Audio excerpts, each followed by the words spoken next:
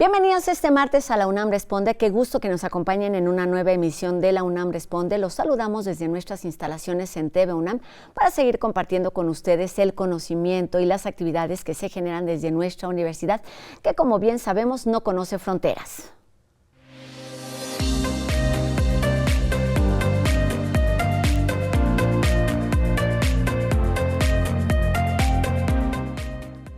Desde hace por lo menos 15 años, en el campus Juriquilla de la UNAM, se desarrolla investigación de vanguardia con la finalidad de ponerla al servicio de la comunidad.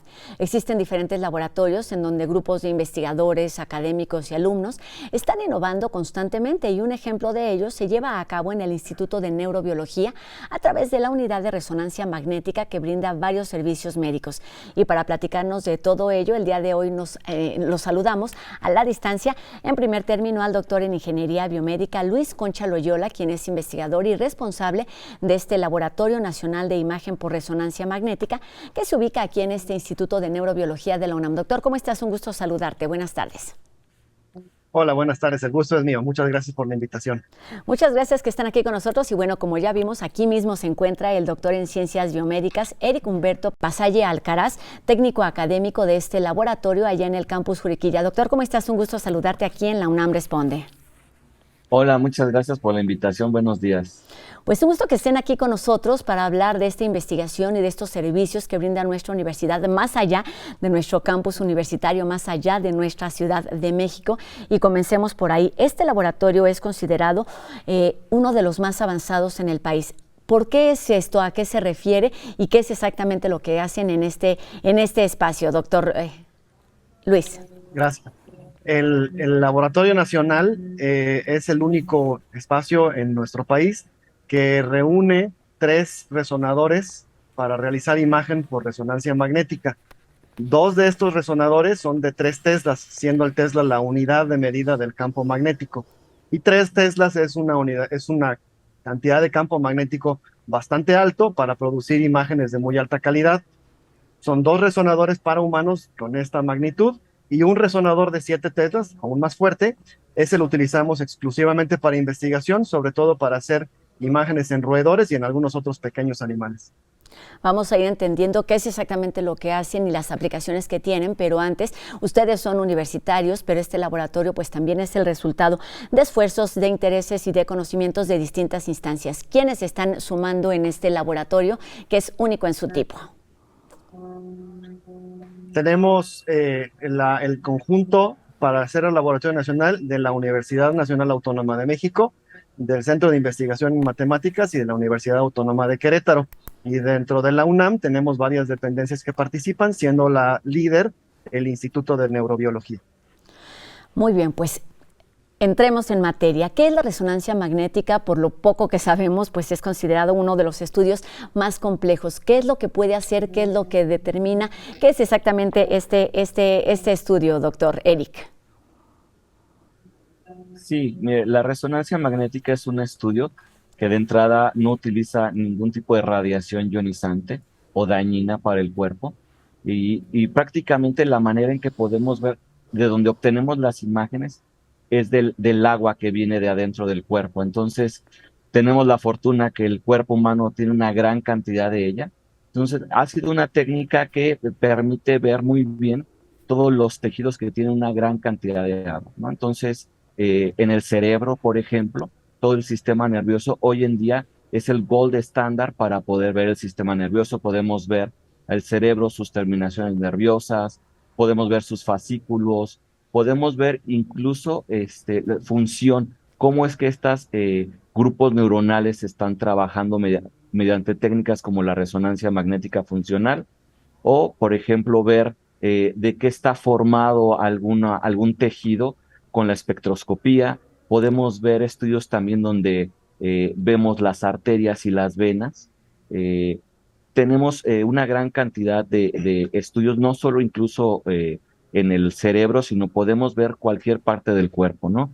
En la unidad, hoy en día incluso ofrecemos estos servicios al público en general, y podemos hacer estudios musculoesqueléticos, podemos hacer estudios de próstata, estudios de abdomen, en fin, es muy variado tipo de estudios que se pueden hacer con la resonancia magnética. Vamos a hablar más adelante de quién puede acudir a este laboratorio, pero centrémonos también en esto. ¿Cuáles son los principales usos, las principales aplicaciones que tienen estos 3 equipos de resonancia? Bueno, 2, porque son los que se utilizan para personas. Es decir, ¿cuáles son las principales líneas en las que ustedes trabajan? Mencionan mucho el tema de las neurociencias, pero no sé si tengan, por supuesto, un abanico más amplio, como ya bien nos dices, doctor Erika. Sí, sí, en el área de las neurociencias, bueno, en el instituto se realiza investigación interna y también de colaboradores, lo mencionaba el doctor Ruiz, con varias universidades que se han acercado al instituto, a estos instrumentos, y pues se hacen estudios acerca de la memoria, acerca de la atención, se utiliza para ver incluso algunas patologías como el trastorno obsesivo compulsivo.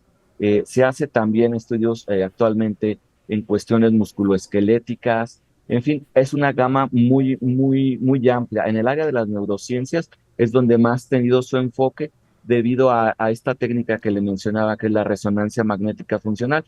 Incluso estamos viendo unas imágenes de ellas, donde pues introducimos a la persona adentro del resonador, le pedimos que realice alguna tarea y podemos ver casi en tiempo real cuáles son las regiones del cerebro que está utilizando para realizar esa tarea. Entonces, eh, pues ha sido realmente muy útil esta técnica. Como le comentaba, es una técnica pues que no utiliza radiación ionizante. Entonces, la investigación básica se ha alimentado bastante de ella debido a que podemos introducir una persona N cantidad de veces, ¿verdad? Sin que tenga ningún riesgo como tal, ¿no? Exacto, para decirle en otras palabras, no es un estudio invasivo. Es correcto. Muy bien. Y son muchos los alcances o los descubrimientos que se pueden hacer con una resonancia magnética. Doctor, tú eres especialista en el cerebro, en estas conexiones que se dan. Ayúdanos a entender qué es exactamente este órgano. Es un órgano central que envía señales a todo nuestro organismo, es un órgano red que está conectado, lleva y recibe. ¿Qué significa esto en términos de estudio y de investigación? Doctor Luis. Sí, gracias. El cerebro es un órgano muy complicado, quizás la última frontera del conocimiento. Todavía, aunque ya sabemos mucho de él, quedan muchas incógnitas, pero algo que ha quedado muy claro en las últimas décadas es que el cerebro está compuesto de muchas unidades funcionales que se intercomunican para poder realizar su función como un todo. Entonces, el cerebro más bien funciona como un sistema de red y de ahí se organiza la información, tanto las entradas como las salidas, para que pueda cumplir las diferentes funciones que tiene el cerebro, desde el control de los movimientos, la percepción de nuestro ambiente, pero también funciones más elevadas como la cognición, el lenguaje, etc. A través de estudios de resonancia magnética, gracias a su versatilidad que tiene esta técnica, podemos hacer diferentes tipos de preguntas del cerebro. Una de ellas, como la que ya se mencionó, que es la resonancia funcional, que es cuáles son las áreas que están involucradas en diferentes tareas o qué tipo de redes se forman para poder cumplir con distintas funciones. Y dentro de estas redes también podemos ver las vías de comunicación anatómicas que existen, las carreteras de información, a través de técnicas como la tractografía, que nos permite dibujar los diferentes fascículos de sustancia blanca como el que estamos viendo en pantalla. Y más allá de eso, existen otro tipo de técnicas que nos permiten también indagar acerca de las características de la estructura del tejido, la cantidad de mielina, la cantidad de hierro que pueda contener una estructura, el volumen de las diferentes estructuras, el grosor del manto cortical, etc. Es decir, es una técnica muy versátil que nos permite no solamente visualizar y poder realizar estudios diagnósticos, sino también utilizarlas con fines cuantitativos para la investigación. Ahí quisiera detenerme un poquito más. ¿Cómo es que estas 2 grandes líneas que manejan en el laboratorio, que por una parte es la de brindar servicio a la sociedad en general y por la otra la de realizar investigación, se conectan? Es decir, cómo se utilizan los resultados que obtienen a través de una resonancia para términos de investigación y cómo se va formando esta red que permite pues ahora tener un laboratorio con esta experiencia y con estas magnitudes. Esto se debe en gran medida a afortunada situación en la que estamos de poder ofrecer el servicio y hacer la investigación de manera casi simultánea a través de una muy buena logística que tenemos aquí dentro de la unidad. En el sistema de investigación en animales, pues esto no aplica porque solamente se utiliza para ese fin de investigación, pero para el estudio de pacientes y para la investigación con los resonadores clínicos dependemos de una muy buena organización de la parte administrativa, de la parte logística, y ahí quiero felicitar a todo el personal que es responsable de eso, de manera que tenemos un uso equilibrado de los equipos. Por una parte, ofrecemos el servicio al público a través de un sistema muy bien organizado en el cual los pacientes nos llaman por teléfono para hacer sus citas, los recibimos el día y la hora que se requiere su estudio, se realiza el estudio gracias al apoyo de nuestros técnicos que están altamente calificados para hacer este tipo de estudios, y después se interpreta por médicos radiólogos especialistas en imagen y neuroradiología que llevan a cabo la interpretación clínica, y a fin de cuentas se entrega el estudio al paciente como si hubiera ido a un gabinete diagnóstico, porque eso es lo que somos en esa cara que tenemos hacia el público. Y por otra parte, nuestros mismos equipos, dado que tienen altas características tecnológicas, altas capacidades, nos permiten hacer la investigación que realizamos a horas un poco más tarde, después de que se termina el flujo de pacientes, y lo podemos hacer nuestra investigación en humanos, en poblaciones clínicas y también estudios sobre la cognición en población normal.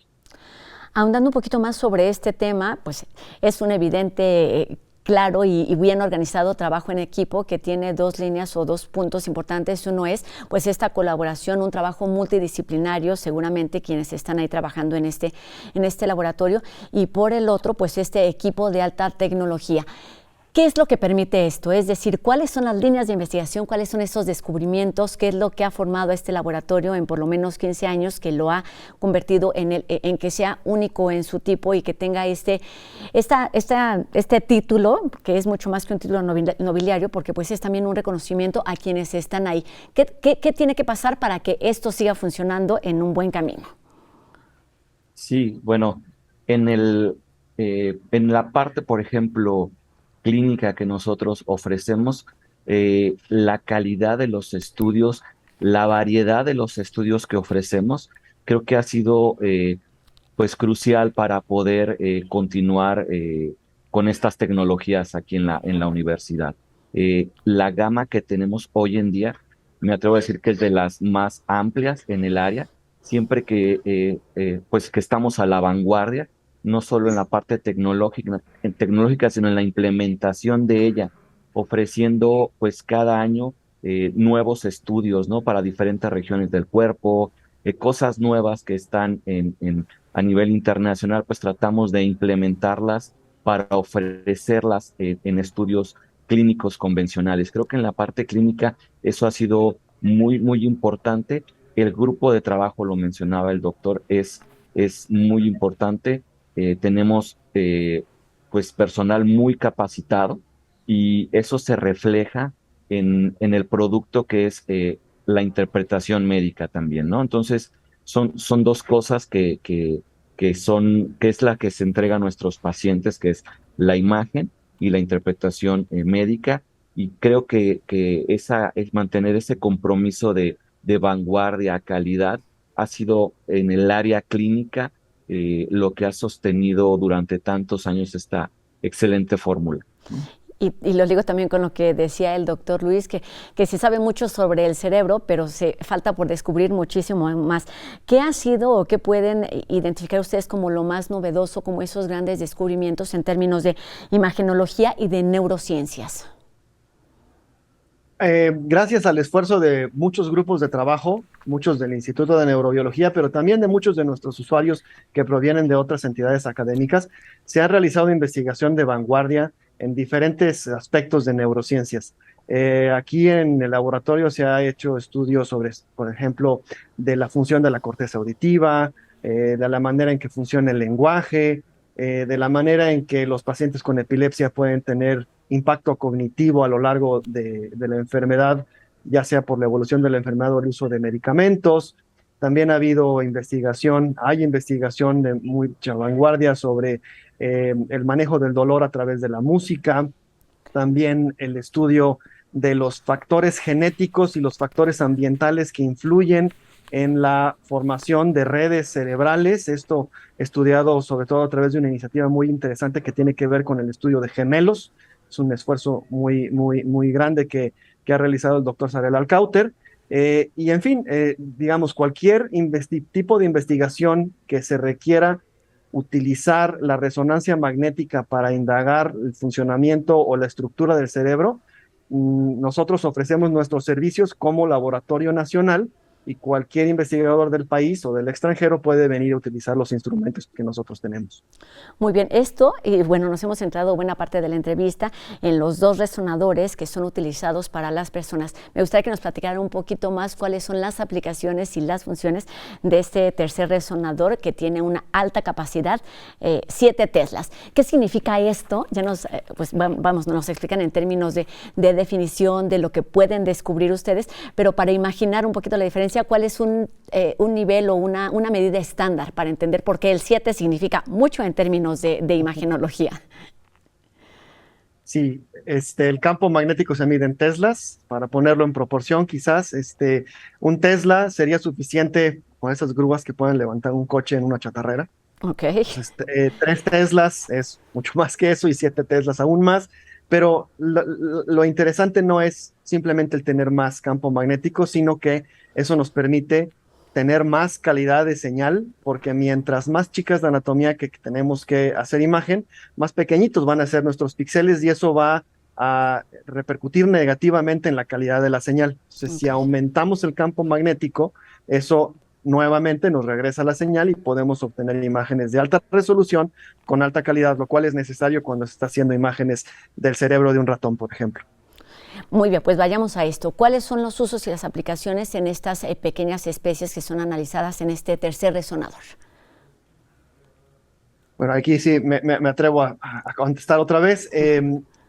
Tenemos diferentes grupos de investigación que realizan estudios. La principal virtud que tiene el realizar estudios de imagen en roedores es el poder hacer los estudios de manera longitudinal, el poder dar seguimiento al mismo animal antes y después de un tratamiento o a lo largo de la evolución de una enfermedad, a lo largo del neurodesarrollo, etcétera. Hay otras técnicas que pueden ser más específicas para lo que los investigadoras quieran preguntar sobre acerca de una molécula en específico. Siempre va a haber técnicas mucho más directas, muchísimo más específicas, pero la enorme mayoría de ellas requieren el sacrificio del animal para poder verlo en el microscopio, por ejemplo, o realizar una PCR o realizar algún tipo de estudios que se requiera el tejido. La resonancia magnética, por ser no invasiva y por ser versátil, nos permite hacer muchas de esas preguntas a lo largo del tiempo en el mismo animal. Y esto nos pone en una situación muy privilegiada para poder hacer ciertas preguntas que de otra manera no se podrían hacer. Muy bien, y pues para ir cerrando la entrevista, ¿cuáles son los padecimientos o las enfermedades que con más frecuencia ustedes atienden o descubren a raíz de estos estudios, de estas resonancias magnéticas que hacen día con día en este laboratorio? Sí, bueno, ahí voy a comentar. Prácticamente más de la mitad de las resonancias que realizamos son enfocadas hacia el sistema nervioso, ¿no? Ya sean estudios de cráneo o estudios de columna, ya que como le comentaba en un inicio, es hoy en día radiológicamente el gol estándar para ver el sistema nervioso, ¿no? Entonces, una gran parte del uso clínico que ofrecemos es para estudios de este tipo, pero es muy variado. O sea, tenemos, como le comentaba, estudio de cualquier parte del cuerpo, abdomen, extremidades, pero principalmente el sistema nervioso y todas las patologías que conllevan al sistema nervioso, ¿no? Ya sea periférico, central, degenerativas, incluso hasta en enfermedades psiquiátricas, pues es necesario tener la imagenología del sistema nervioso para ver que no esté generada por una cuestión fisiológica, alguna lesión tumoral, alguna cuestión de este tipo, ¿no? Entonces, en su mayoría las patologías que nosotros observamos. Y es importantísimo, lo hemos escuchado muchas veces aquí en este espacio a lo largo de estos 2 años de pandemia, es indispensable tener un diagnóstico acertado para poder brindar una atención adecuada a todos los pacientes. Los vemos a ustedes en primer plano, pero atrás de ustedes vemos personas que entran y salen. Es que está funcionando ya este laboratorio, están atendiendo a los pacientes que ya tienen su cita. Háganos pues la invitación. ¿Quiénes pueden acudir y qué se requiere para recibir, para poder realizar este estudio? Sí, como no, mira, ahorita están viendo en pantalla, tenemos ahí el teléfono de la unidad de resonancia magnética, contamos con un call center, el cual les pueden dar la información. Si ustedes requieren o necesitan algún estudio de imagen por resonancia magnética, pueden llamar a este teléfono y pueden agendar una cita. Aquí se les da toda la información, se les comenta cómo deben de venir preparados, se les da los espacios, se les dan costos y también tenemos una página de internet en la cual también pueden ustedes ingresar, viene también ahí el teléfono, ¿sí? No sé si más adelante la podamos colocar. Lo hemos estado viendo aquí a lo largo de la entrevista. Es muy sencillo, la verdad, ingresar al sitio del laboratorio resonancia.inb.unam.mx. Ahí están todos los datos, los teléfonos, el correo, incluso de vía virtual se puede tener acceso a la información y a los servicios que ustedes están brindando. Les agradezco muchísimo esta información, esta entrevista para platicarnos de este trabajo de atención y de investigación que realizan en la unidad Juriquilla de la universidad, que es también pues el resultado, ya lo decíamos, de esta colaboración entre distintas instancias. Muchísimas gracias, doctor Luis Concha Loyola, y también doctor Eric Humberto Pasalle Alcaraz, por esta información, y pues enhorabuena para este Laboratorio Nacional de Imagen por Resonancia Magnética del Instituto de Neurobiología de nuestra universidad, que es considerado el más avanzado de nuestro país. Que sigan los éxitos y también los aprendizajes en torno al cerebro y la imagenología. Muchas gracias por la invitación. Muchas gracias y muy buenas tardes. Y bueno, hablemos ahora de Piso 16, un espacio que alberga el Centro Cultural Universitario Tlatelolco para apoyar la gestión de proyectos artísticos. Y bueno, ya está por cerrar su 6ª convocatoria. Veamos la siguiente cápsula con los detalles para su edición 2023 y además escuchemos a quienes ya han sido apoyados en este laboratorio creativo. La verdad es que estamos muy contentas en este momento de estar en esta 6ª convocatoria para participar en el programa de acompañamiento. Es un programa de 10 meses que acompaña a artistas, personas gestoras culturales y quienes se dedican a la comunicación especializada en el sector cultural. La convocatoria 2023 de Piso 16 busca iniciativas culturales que quieran diseñar su plan de desarrollo profesional a largo plazo. No buscamos proyectos o actividades muy concretas, sino más bien hablar de la profesionalización en 3, 5 años, qué queremos hacer con nuestras carreras artísticas, ¿no?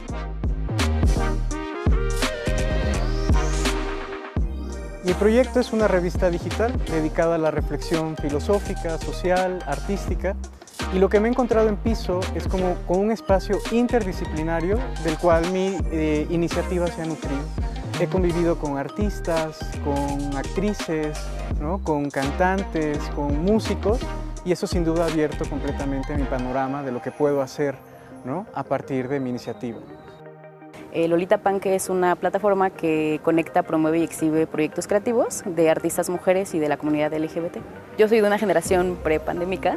En 2019 tuve la oportunidad de pasar prácticamente todos los días por casi un año en el espacio físico, y eso también me permitió dar un seguimiento constante cada semana, todos los días, estar trabajando en el proyecto, en la propuesta, y eso también creo que es una base importante del programa, poder tener esa posibilidad de estar desde la mañana hasta la noche trabajando en todas las herramientas y el equipo que proporciona Piso 16 y las asesorías también, ¿no? Es un programa que conjuga el seguimiento de un mentor, de un programa de talleres, charlas y sesiones de co-creación junto con asesorías especiales, y que permite justamente la profesionalización del sector cultural a través de preguntarnos qué se quiere hacer, por qué, cómo y qué se necesita sobre todo. es importante que esas herramientas estén diseñadas por gente que se dedica al ámbito de la cultura, porque, por ejemplo, muchas veces las finanzas son muy distintas, por ejemplo, a las que necesita una compañía de teatro, una compañía de danza o una revista dedicada a la literatura o a la filosofía. Entonces, estas herramientas legales, financieras, conceptuales, aplicadas al ámbito específico de la cultura, son muy útiles para poder hacer una iniciativa fuerte, robusta, sólida, que te permita vivir de aquello que haces y de aquello que te gusta. Creo que parte importante del programa tiene que ver con esta asesoría que es no únicamente durante el programa o durante que uno tiene el proyecto, sino que una vez terminado el periodo de todo el programa, pues uno tiene la posibilidad de volver a piso, y creo que eso es como de gran ayuda para tanto las artistas, los artistas que trabajamos nuestros proyectos personales como nuestras iniciativas culturales. La convocatoria 2023 está vigente hasta el sábado 24 de septiembre de este año. Estamos esperando sus iniciativas culturales, la aplicación es en línea y les recomiendo mucho seguirnos en redes sociodigitales. Ahí damos consejos para poder aplicar y sobre todo que puedan tener seguridad al aplicar con su postulación.